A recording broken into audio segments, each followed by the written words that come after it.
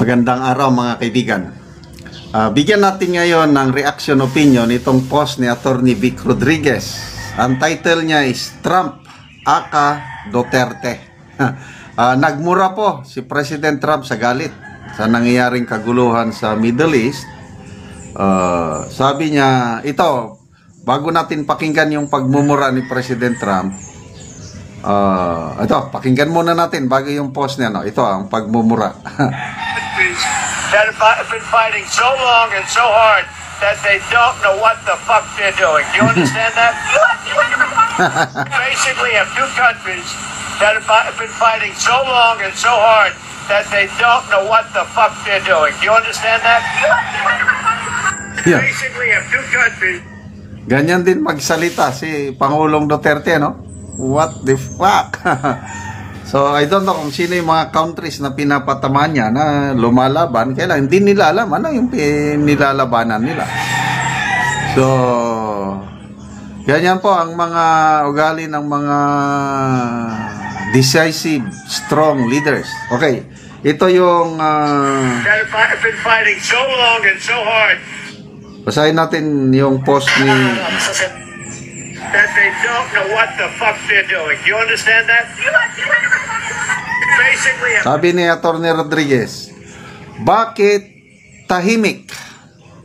Napakatahimik ang mga marangal, moralista, disente at mga edukado sa gobyerno, simbahan, kolehiyo at universidad sa maanghang, prangka at matapang na naging pahayag ng Pangulo ng Amerika na si Donald Trump.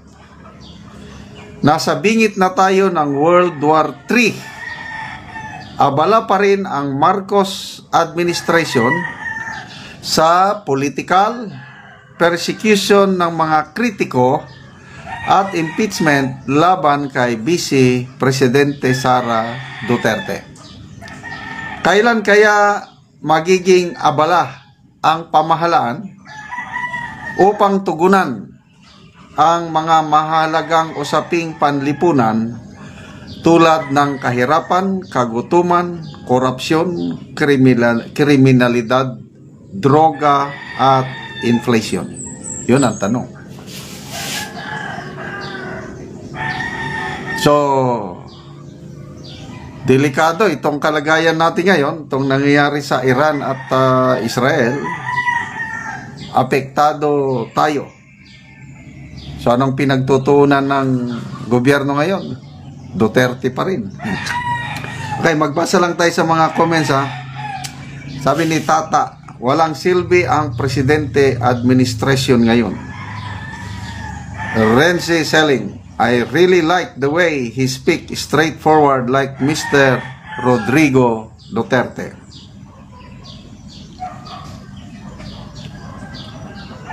Cheng Ren, patama sa Pilipinas. Good morning America, I love it. Sorry.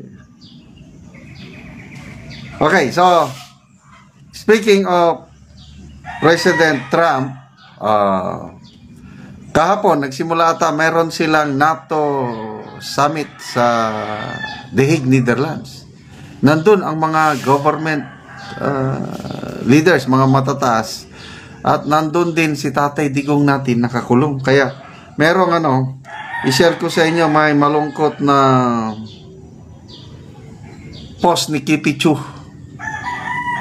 na maalala kaya nila si Tatay Digong natin na nakakulong. Sabi ni Kipi Chu, kasi nandun na sina Trump sa The Hague. Especially painful that PRRD's old colleagues are in The Hague now for a summit and he's there detained when majority of his countrymen appreciated what he did for his country.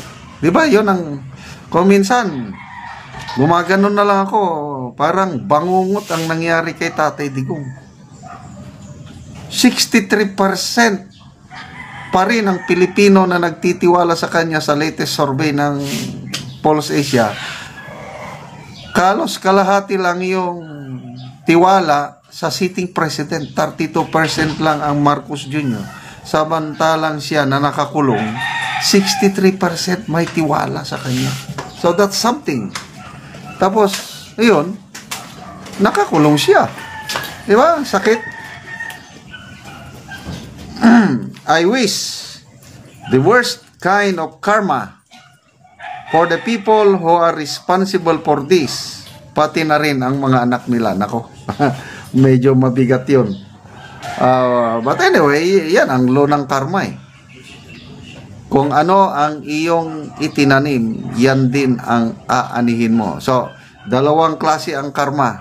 May good karma, may bad karma.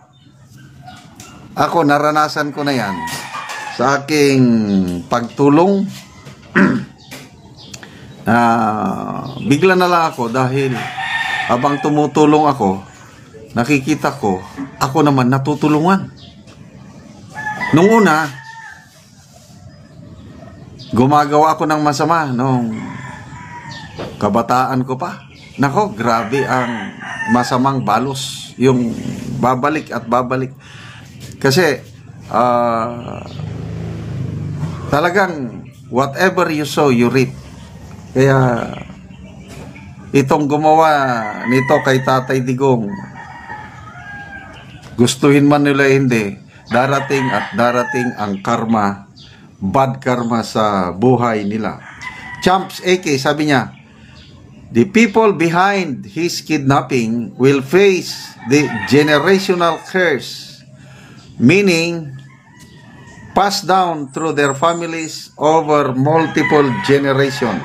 Ang gaba dili magsaba. Ako, unti-unti ko nang pinapaliwanag sa aking, of course, kaming mga may edad na sa pamilya namin. Galit kami sa nangyari kay Tatay Digong at alam namin kung sino yung gumawa.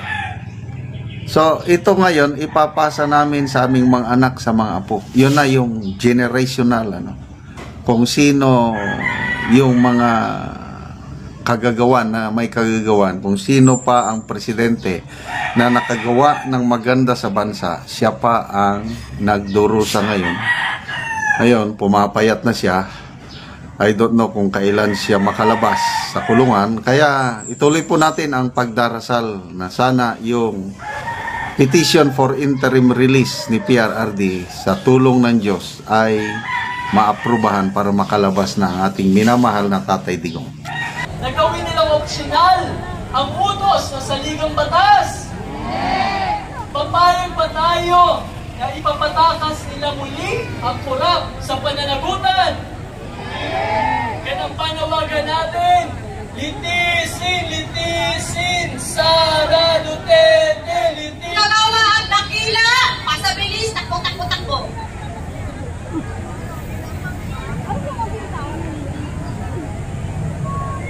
At para sa susunod na tagapagsalita, tinatawagan namin si kasamang Philomena 5 mula sa COSMA at unang